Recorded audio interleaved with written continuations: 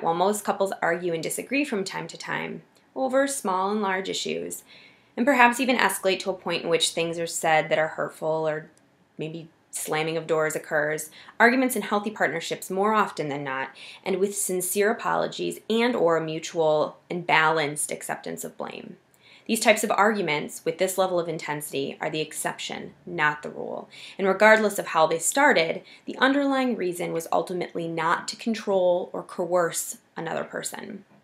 The nature of abusive relationships, however, is all about exerting power, coercion, and control over another human being. Arguments are usually intentional, and they're strategic on the part of the abuser, generally to manipulate a situation or simply to create feelings of chaos or fear in the victim. Unlike healthy relationships and the arguments experienced in those partnerships, abusers use a great deal of emotional abuse, intimidation through threats or simply physical presence. They use crazy-making tactics and physical violence.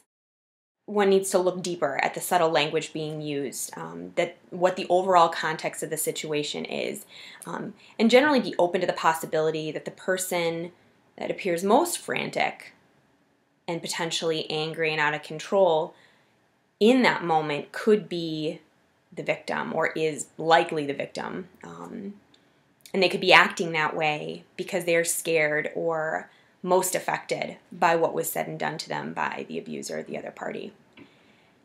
I guess in the end, I think it's about motivation and purpose, ultimately. Who is taking all the blame and who is accepting none? Who is defensive or self-justifying versus self-blaming, ashamed, or fearful? Reflect on the possibility that what may be seen as mutually assaultive could be a reaction to a threat and an attempt to defend oneself or a child, a fight or flight response to the sense that their life or emotional well-being are being threatened. Often you'll find that victims have no choice but to endure the assault. Abusers have taken their choices away, whether the victim is wholly conscious of it or not.